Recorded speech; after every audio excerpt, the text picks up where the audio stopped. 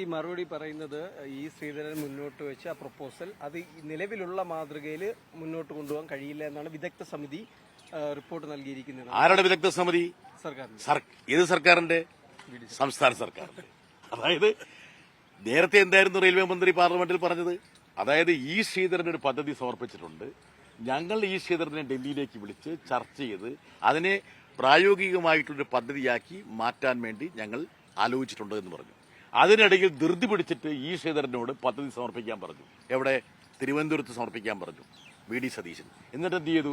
ഒരു വിദഗ്ധ സമിതിയെ വെച്ചിട്ട് ആ ഈ ശ്രീധരന്റെ പദ്ധതി എടുത്ത് കൊട്ടയിലേക്ക് ഇട്ടു. അപ്പോൾ ഇവർക്കെന്ത് കാര്യം മനസ്സിലായി?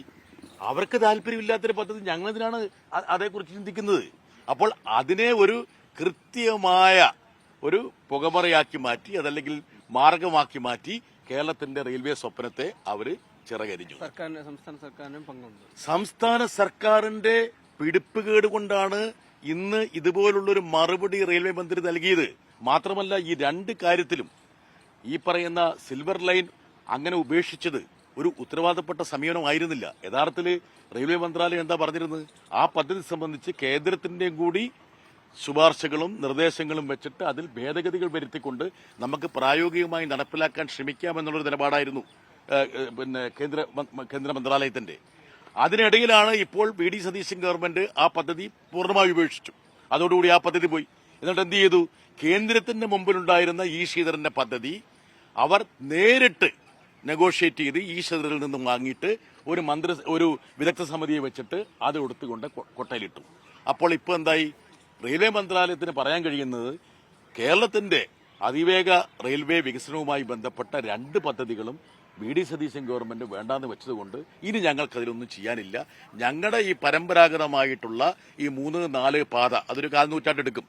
അതുമായി ബന്ധപ്പെട്ട് ഞങ്ങൾ മുമ്പോട്ട് പോകാനാണ് ഉദ്ദേശിക്കുന്നതെന്ന് പറയുന്നു. യഥാർത്ഥത്തിൽ ഇതിന് മറുപടി പറയേണ്ടത് സംസ്ഥാന സർക്കാരാണ്. ഇത്ര പിടിപ്പുകേട് ഒരു സംസ്ഥാന സർക്കാരിന്റെ ഭാഗത്തു നിന്ന് ഒരിക്കലും ഉണ്ടാകാൻ പാടില്ല. ഒരു കാര്യം കൂടി, പണ്ട് രാജീവ് ഗാന്ധി പാലക്കാട് ഇതേ കോച്ച് ഫാക്ടറിയാണ് പഞ്ചാബിലേക്ക് കൊണ്ടുപോയത്. അപ്പോൾ സ്വാഭാവിക അതേപോലെ തന്നെ സംസ്ഥാന സർക്കാരിന്റെ അടുത്ത് ഒരു അയഞ്ഞ സമീപനമാണ് ഈ കഞ്ചിക്കോട്. ശരത്തെ എനിക്ക് ഇപ്പോഴും ഓർമ്മയുണ്ട്, ഞാനൊരു വിദ്യാർത്ഥിയായിരിക്കുന്ന സമയത്ത് എന്റെ മനസ്സിലുള്ളതാണ്. അതായത് അത് രാജീവ് ഗാന്ധി അല്ല, യഥാർത്ഥത്തിൽ ഇന്ദിരാഗാന്ധി പാലക്കാട് കോട്ട മൈതാനിയിൽ നിയമസഭയിലേക്ക് തെരഞ്ഞെടുപ്പ് നടക്കുന്നതിന് മുമ്പ് 82 മറ്റാണെന്ന് തോന്നുന്നു, 82 കോട്ട മൈതാനിയിൽ വെച്ചാണ് വാഗ്ദാനം ചെയ്തത് കേരളത്തിന്റെ ഈ റെയിൽവേ വികസനവുമായി ബന്ധപ്പെട്ട് ഒരു കോച്ച് ഫാക്ടറി അനുവദിക്കുന്നതാണെന്ന്. 82 കഴിഞ്ഞിട്ട് ഇപ്പൊ എത്രയായോ ഒന്ന് കൂട്ടി നോക്കി, എത്ര പതിറ്റാണ്ടായി? എത്രയായി? കണക്കൊക്കെ ശരിയാണെന്ന് നോക്കിക്കോണം കേട്ടോ. അതെ. അത് കഴിഞ്ഞിട്ട് എന്ത് ചെയ്തു? ഇവര് അത് കപൂർത്തലയ്ക്ക് കൊണ്ടുപോയി, പഞ്ചാബിലേക്ക്. എന്നിട്ട് ഇടതുപക്ഷത്തിന് പങ്കാളിത്തമുള്ള UPA ഗവൺമെന്റ് വരേണ്ടി വന്നു 2008-09 പാലക്കാട് കോച്ച് ഫാക്ടറി പ്രഖ്യാപിക്കാൻ. ആര് പ്രഖ്യാപിച്ചു? ലാലു പ്രസാദ് യാദവ്. എന്നിട്ട് ഇവരെന്ത് ചെയ്തു? കോൺഗ്രസ് ആണ് ആ ഗവൺമെന്റിനെ നയിക്കുന്നത്, ഒന്നും ചെയ്യാതിരുന്നു. എന്നിട്ട് 4 വർഷം അനങ്ങാതിരുന്നിട്ട് 12-13 ബജറ്റില് ഇവരെന്ത് ചെയ്തു?